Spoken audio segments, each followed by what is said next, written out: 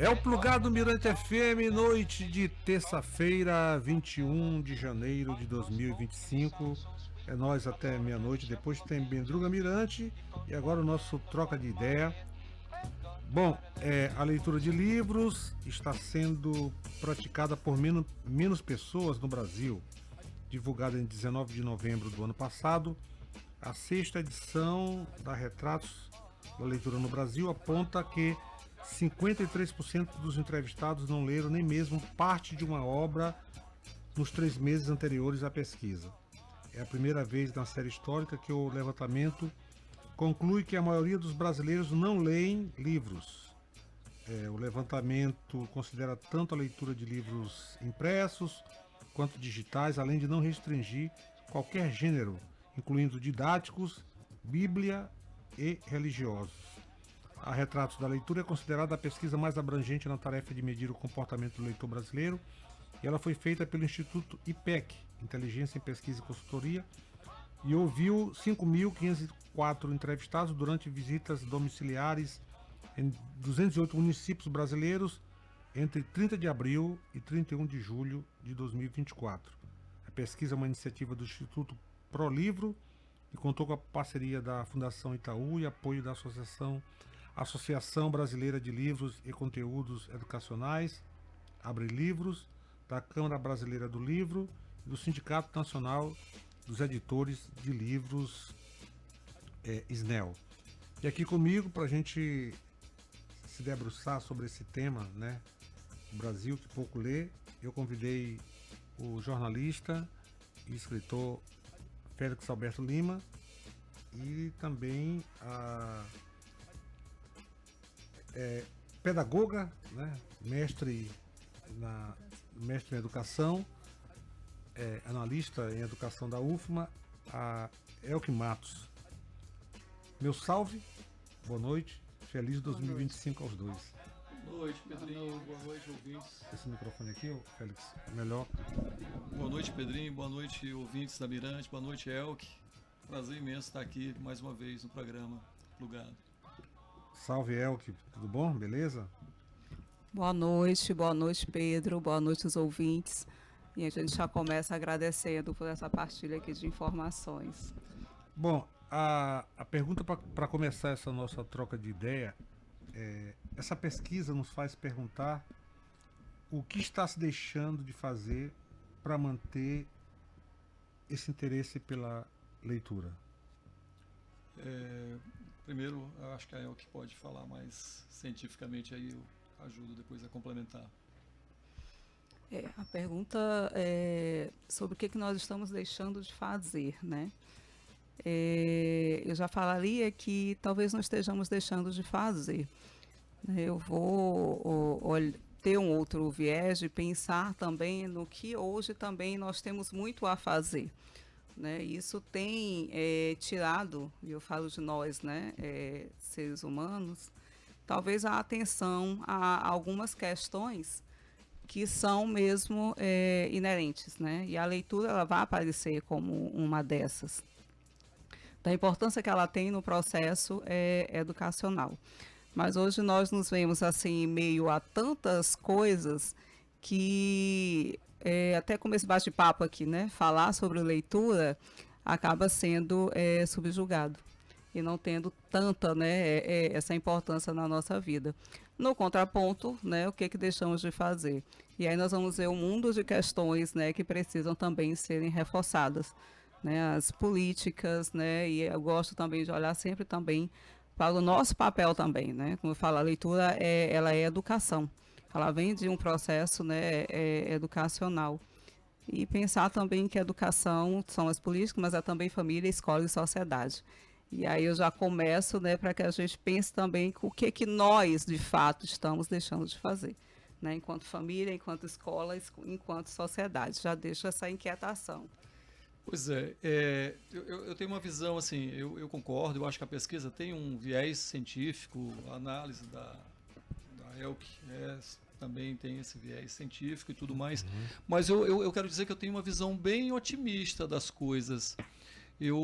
Claro que a gente perde um pouco com essa transição, com essa migração que houve aí do livro físico para esse ambiente digital, mas eu ainda me surpreendo muito com leitores. Eu fico surpreso com como jovens ainda continuam buscando uma boa literatura, se interessam.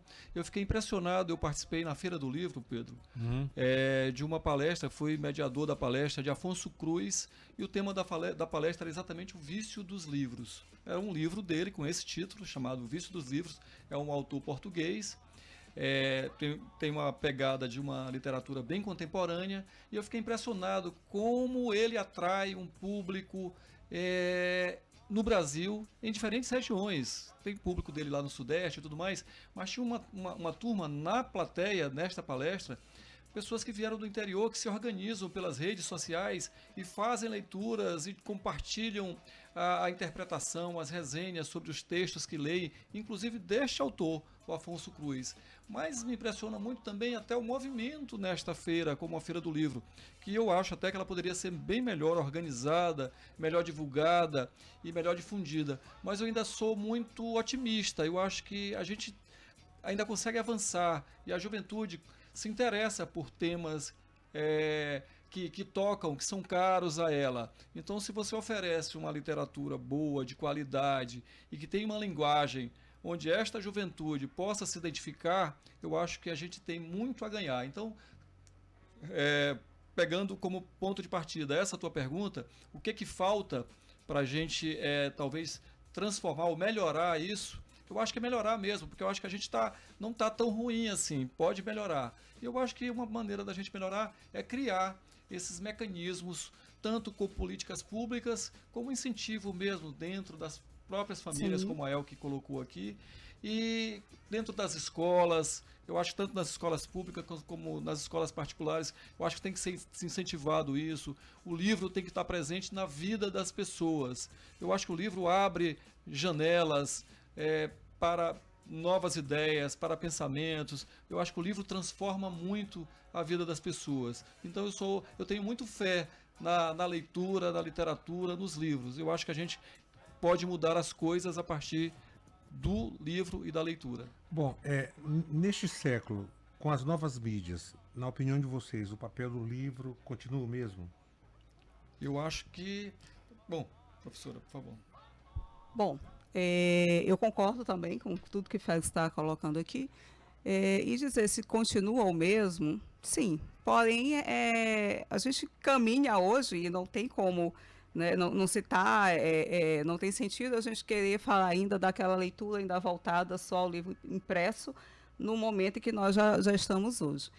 Então, que o livro, a leitura, né, eu vou situar bem a leitura, ela continua tendo esse papel, né, de mudanças, né, de crescimento pessoal, temos sim. Porém, hoje a gente vai lidar com várias outras plataformas, né, com os e-books, com livros em formatos, né, nos diferentes formatos eletrônicos, com a leitura em outras formas, né, os vídeos, né, tudo aquilo que é construído aí dentro hoje da tecnologia.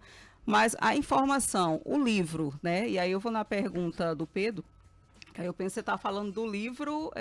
Físico. Livro físico mesmo, né? Ele continua tendo seu valor. Né? O livro físico ele sempre vai ser reconhecido também como uma fonte de conhecimento, como, né, ali ter um estudo mais aprofundado, né, dentro de um determinado conteúdo. Porém, eu sempre gosto de pensar e sentir e dizer que uma coisa não anula a outra. Na verdade, elas se complementam. Hoje a gente tem uma série de ofertas, né, de material de leitura ofertado. Então, não convém dizer, é só o livro impresso, ou não o livro impresso, estou negando isso, aquilo. Não, é saber utilizar. E aí tem uma palavra, né, que vem no meio disso tudo, que é autonomia. Né? Criar esse leitor com autonomia, para que esse leitor ele possa, de fato, fazer essa escolha, até para o fim para que ele está querendo ter esse livro. Porque quando a gente fala de leitura, a gente tem a leitura em diferentes aspectos, né? A leitura que é a do prazer literário, né, que é do gosto mesmo pela leitura. A gente tem a leitura, que é a leitura, né, mais técnica mesmo, dentro de um determinado conteúdo. Então, a educação, né, a ela está essa criação dessa autonomia para que eu possa fazer o uso. Hoje a gente está em eras, né, de ChatGPT, né, de uma série de ofertas, né, de tecnologias. E o que aí eu falo, né, o que mais ouvimos às vezes de um professor, ele dizer: os alunos não estão mais lendo porque eles estão recorrendo, né, às questões da tecnologia. O que tem perdido, né, aí no meio, nesse meio? É justamente essa questão da autonomia, da decisão de quando que eu vou usar essa tecnologia, porque ela colabora. Isso aí não tem o que discutir. Né? O que antes eu consigo fazer com o trabalho sem, né, eu vou usar o ChatGPT e com o ChatGPT é indiscutível. Né? Ele vem como uma ferramenta que agrega. Porém, o que me faz utilizar da melhor forma e de uma forma mais produtiva e que não me cause um prejuízo do ponto de vista cognitivo é a construção de uma autonomia, né? De eu saber escolher, saber para onde caminhar. Entendo. Félix. Eu vejo o seguinte, eu acho que as novas mídias, elas vieram como um complemento, como uma extensão do livro físico. O livro físico sempre foi muito caro, sempre de difícil acesso, não alcança as comunidades, as pessoas sem condições. Os livros são tributados, sempre tiveram impostos e esses impostos estão embutidos no custo final que é vendido na livraria. Então isso sempre teve uma dificuldade, isso sempre foi uma barreira para que esse livro chegue a um alcance maior, a um número maior na população brasileira. Mas ainda assim, ele tem a sua penetração, a sua importância.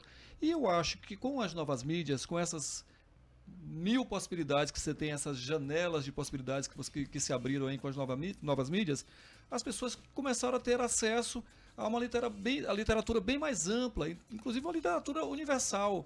Hoje as pessoas podem ler livros publicados na Europa, nos Estados Unidos ou na Ásia, no Oriente Médio, enfim, praticamente em tempo real do lançamento daquele livro, porque eles já estão disponíveis em plataformas online.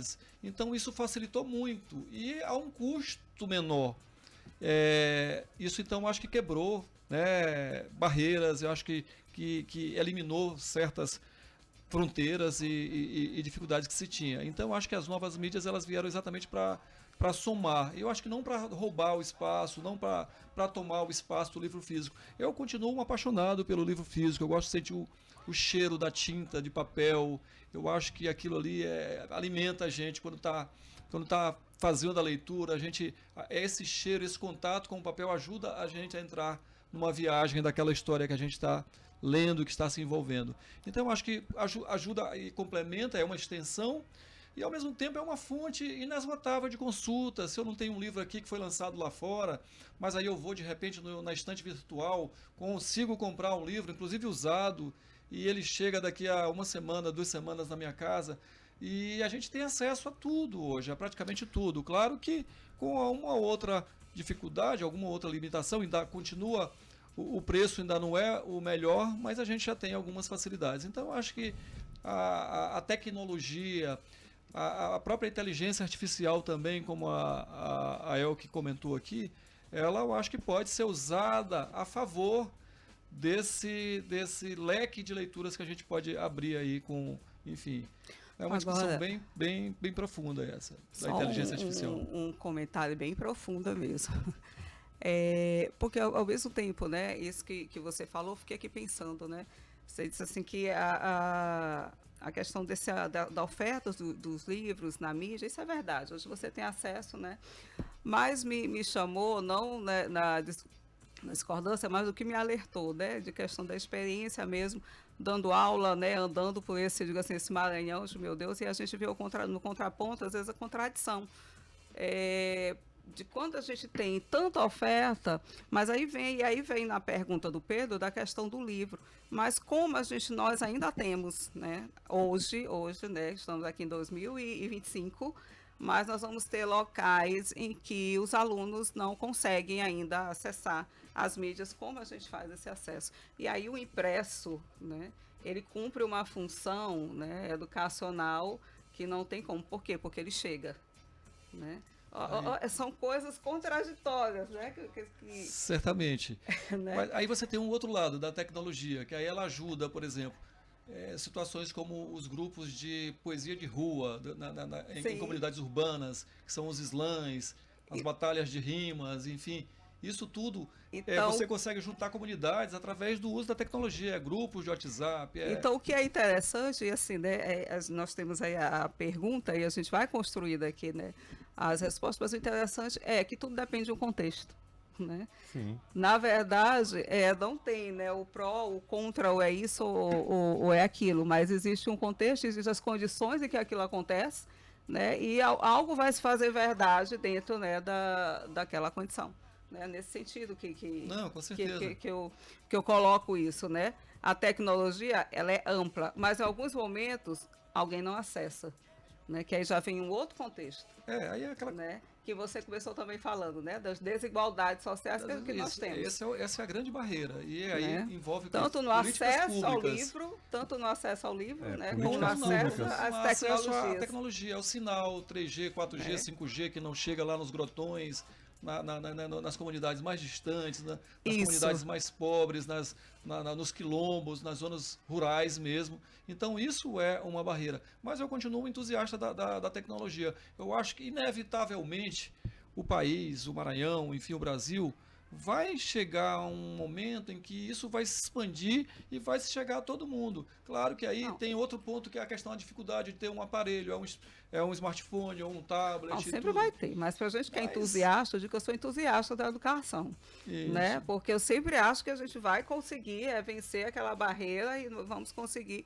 Não é o discutir o problema que vai, né, impedir. Na verdade, a gente discute para tentar caminhar melhor, né? Mas ainda temos uma série de questões.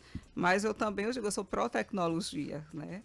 Mas ela precisa chegar, e graças a Deus, eu diria até assim, a gente já tem hoje políticas que já veem um pouco mais sobre isso, né? Que estão dando esse alcance, né, a esses locais que antes não tinham. E cabe a nós cobrar dos nossos representantes, no Congresso, nos nossos representantes nos governos, nas prefeituras, para que eles facilitem e ajudem para que essas comunidades sejam alcançadas, seja com tecnologia ou seja com o próprio livro físico, com a educação de uma maneira geral. Eu acho que a gente precisa isso, transformar, e um país só vai se transformar efetivamente por meio da educação. Isso aí eu fecho com a ELC completamente. Então vamos fazer o seguinte, o papo tá gostoso, né? Tá bacana, a gente vai dar uma pausa para ouvir um pouco de música, e eu escolhi duas músicas de dois projetos, né, do Félix Alberto Lima,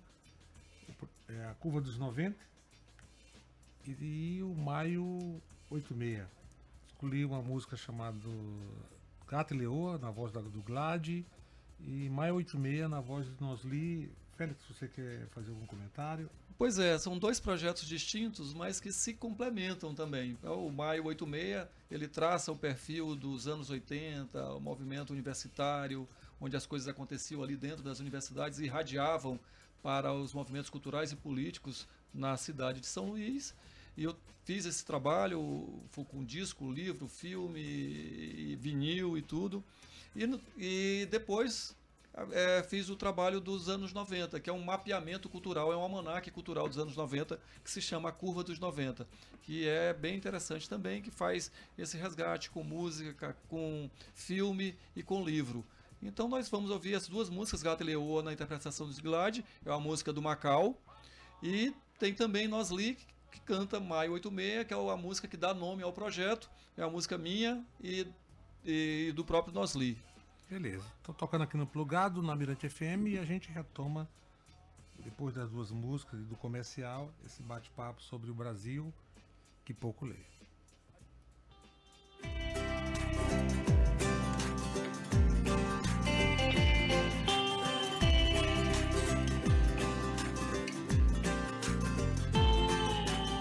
Sal da praia, luz do sol ilumina a maia,